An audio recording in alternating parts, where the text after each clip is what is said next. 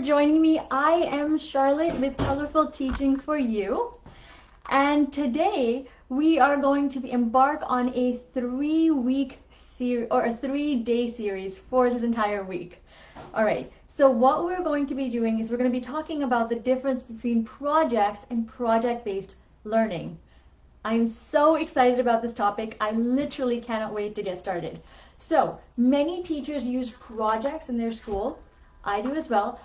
And there's a difference between projects and project-based learning. So projects are shorter in duration. They're about a specific topic that we're teaching in class, and they don't really lend itself to really go in depth into something, at least where the child wants to go.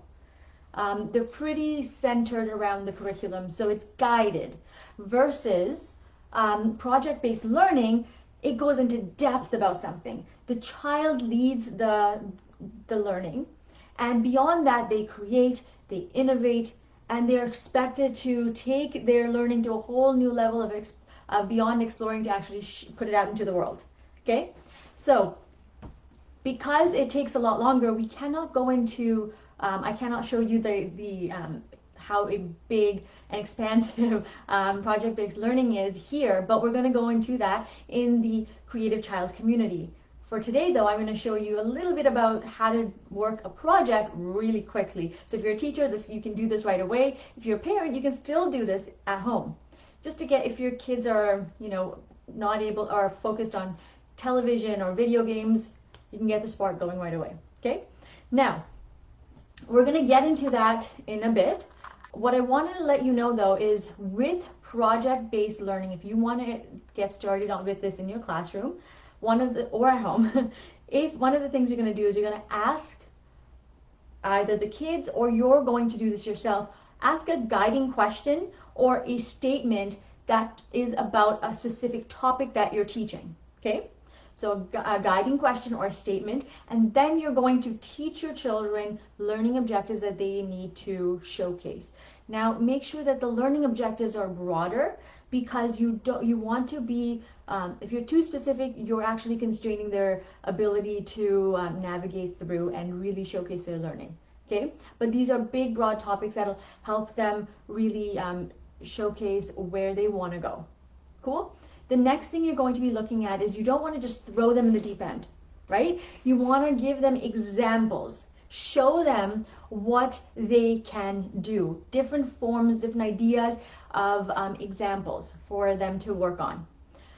But just give them a couple here and there. You don't want them to copy. Make sure that they know this is kind of like an appetizer before the big entree. The entree is what they're going to create. They're going to take it as far as they want to go. Now, the third step is what you need to do is actually help them with creating a rubric. Do it with them. Create a rubric so they kind of know where to go. Otherwise, you're going to have kids just all over the place, right? So 3 things: guiding statement or question along with the learning objectives. Number 2, you're going to be explaining to them, or not explaining, but showing them examples, only a few. And then number 3, you are going to make sure that you give them a rubric just as a guiding force for them. Okay? Now, we've looked at the differences between project and project-based learning. You looked at how to implement it really quickly. And the third thing we're going to look at is the benefit of learning this project-based learning. It's because it allows us to really go into depth about a topic. It works with their higher level thinking. And so if you're looking for kids who could be potential entrepreneurs, innovators, if your kids are kind of bored with learning, right, and you want to excite them, if they're struggling with a topic, if they are focused, like I said, on just television all the time, and you need another way, project-based learning is the way to go. Okay? So that is why we are focusing so heavily on it. And while you're actually teaching this to them, you will need to do a little bit of teaching here and there. But as time goes by, if you're a teacher, you can take a step back and you can do some one-on-one conferencing with different students, because you get that time back. When you're a parent, you might get a little bit of me time there, because once they get really excited about learning and they get really into it, and I did a video about it just on Saturday, so a couple of days ago, about the awesomeness of creative learning, once they really get into it, my friends, you get that time back. And that's important if you're a parent or a teacher. So we've talked about the importance of it, and now we're going to get into projects, and that's why we have my little whiteboard here. Whiteboards, right? I'm a teacher, you get that. So I would love to get your kids out here, because at this point we're going to be switching gears and talking to your children. So if you don't mind, I have notes here, so I'm just going to pull it down a little bit so I know where I'm going. And here we are. So if you have 2 pages here, if you can't see me, just let me know. But if you've got 2 pages here, this is page number, well, actually you just need one, you need just 1 page. You're going to do the front and the back. So this is the front of your page. Oh wow, you really can't see that, can you? I like to write really, really small, which is why you can't see it. So let's go. This is the front of your page, and this is the back of your page. So front, back. Cool? Now the first thing I want you to do the front of your page is you're going to divide this page into 3 columns. 3. 1 and 2. Okay? Let's title it here. This is going to be need, want, and this is going to be secret. They don't do this in school, do they? So here, in this column here, in your need column, I want you to write down every single thing that you need to learn in school, or, you know, for your parents, whatever it is that you have to learn. That means it's just, in order to pass something, in order to make somebody happy, you've got to learn this. Okay, so maybe you need to learn, I don't know, I'm looking at plants outside, so let's say plant life cycle. Right? You may want to, you may not want to, it doesn't matter. This is just a need column. Now, the next thing is the want column. The want column is all of the things that you're really excited to learn. You just cannot wait to learn about it. So, I don't know, for me, I love learning about bones. I know, right? Creepy, but hey, I did archaeology and forensics. So, I want to learn about, let's say, how to size maybe the femur. Ooh. How to size the femur. So this is a bone, if you don't know it. Okay, and then, so this is something I want to learn. It doesn't need to be a need. It's just I cannot wait. This here is a secret. Now the secret is, people think this is weird, but it's so exciting. Can't wait. But you know, that person, my mommy may think it's odd, or my daddy may think it's odd, or my teacher or my friends may be like, what? Right? So what do you really, really want to learn deep down in there and in here, and you're just keeping it a secret? Write that down here. So for me, I know a lot of people think it's weird, but I love watching The Flash and Superman, and I just can't get enough of it. Like, I literally just cannot get enough. I'll watch reruns. So I want to know who's faster. Is it The Flash, or is it Superman? I think it's Superman, but I don't know. So here I might have to learn about speed. So this is something I want to learn about. Now you're going to create a list. Tonight, I want you to create a list of all the things. I just did one, but you're going to write your heart's content out there. Okay? And then the next thing you're going to do is you're going to circle the one that you have to learn, that you're going to learn about. Now, if there's a need, like an actual deadline, you might need to do this, right? If for school, for example, because it might be due in 2 days or something. But then you can kind of move on to one of these 2 columns. But if you don't have a deadline, well, guess what? You can do whatever you want. That's my choice. The Flash or Superman. So you choose what you want. And then the next thing you're going to do is you're going to take this and you're going to put something on here. Now this is a little bit different. I have to say, some of you are going to be like, yes, I like it because it requires writing. And some of you may not like this. And we need this though. I'm going to say we really do need this part because it's important for the more really, really fun things we're going to do later on, okay? So you need to get your ideas out. So if you are, I got excited there. Oh my. If you are in primary, what I want you to do first is I need 3 facts.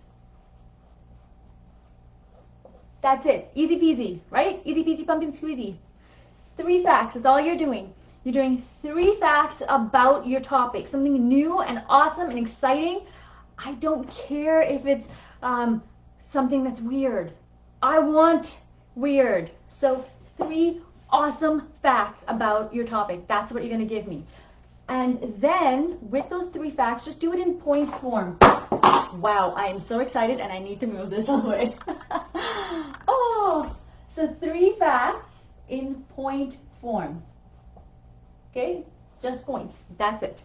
Then you're going to take these 3 facts and here's what you need to do. If you're in primary, the younger primary levels, I'd like you to just draw out what you want, those 3 facts. You don't need to go into absolute detail.